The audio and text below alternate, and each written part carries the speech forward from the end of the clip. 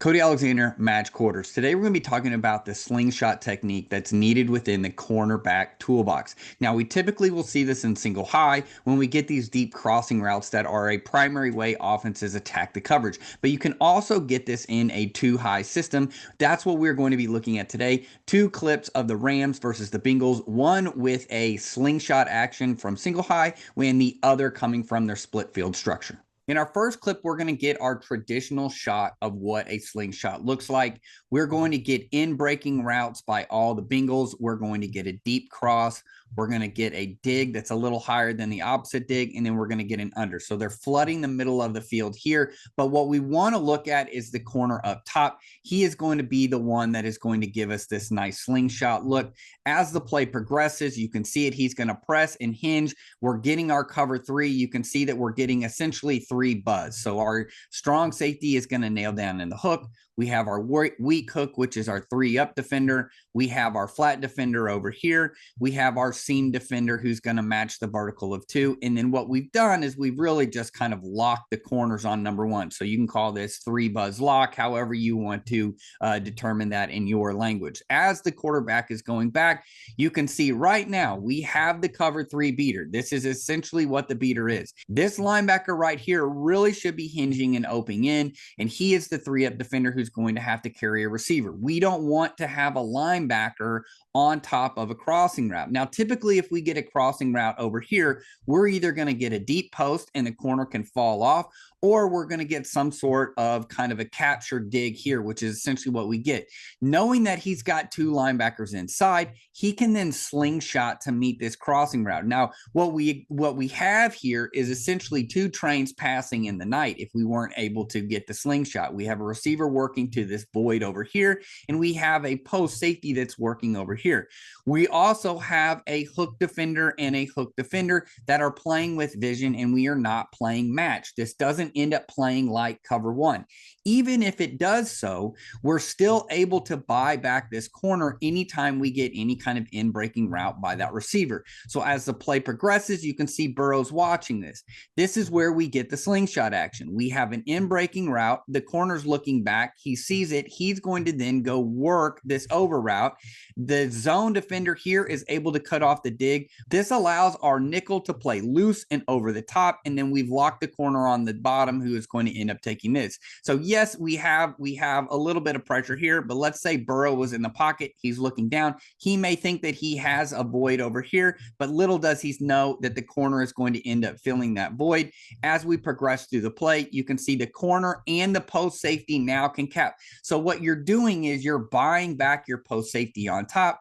You roll the corner underneath. He's eliminated. If they wanted to throw this earlier instead of a scramble conversion, the nickel is now over top. You have a zone defender underneath. We have our number 1 receiver eliminated, and the only option is the running back with 2 linebackers on vision who are able to make a vice tackle off of that. Instead, Burrow has to escape because there's pressure, and he just throws to the low man right where the linebacker is going to be. So from the beginning, you can see we're going to get press, hinge release. He's going to work vertically on the numbers. Once he goes inside, he steps with it, and then he's going to slingshot to that deep cross. We end up getting cone action here. Burrow has to escape, and there's no receiver for him to throw to, and he just throws to the first person he sees where there's a vision linebacker right there to punch it out.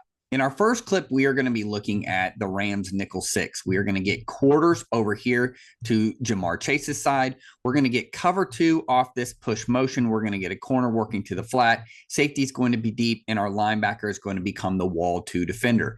Now, we are going to get the crossing route because we have low width within the offense. This is usually an indicator of how offenses are going to do this or when they are going to do this. As we get motion, you can see the ball is going to be snapped. We get Jamar Chase up top. He is going to then work underneath. Now, this is where the slingshot action comes into place. Right now, these guys are playing what I would call rail it, which is a pure zone structure. They are essentially going to be bumpers on the bowling alley, right? You got your safety bumpers on.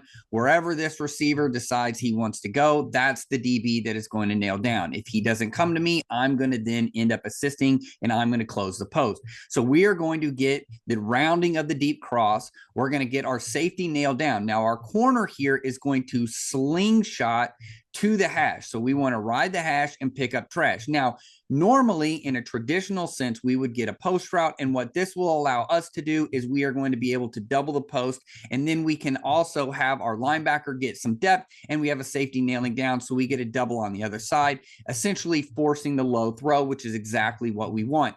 Now, offenses have gotten clever, and what they'll do is they will want to try and see if this safety will overcompensate and try and nail down on this post. When they do this, they're going to hit you with the post corner. Now, this essentially negates him, but if he were to continue to run that post, you can see that we would clearly get this. This also, having a slingshot action on the backside, alleviates a lot of the pressure from this guy to feel like he needs to nail down, because he knows he's going to have help underneath on this post route.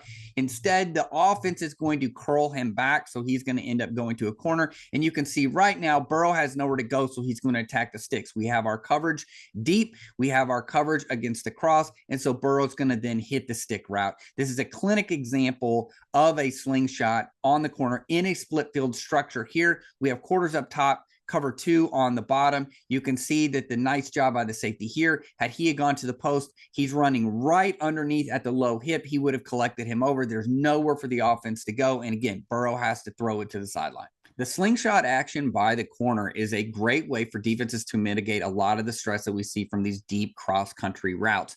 Being able to come off of an in-breaking route that's breaking into zone defenders allows him to then close the post. So in a split field system, we see a safety nailing down and the corner's going to replace him in the post. In a cover 3 system, we're able to kind of mitigate a lot of the issues from zone as that in-breaking route goes across zone defenders, and now we can get a double in the post. So even in close post coverage, we're able to then get another man into that post. That's why the slingshot action is so important to be working, and that's why you see it so often in the NFL against those cross-country routes.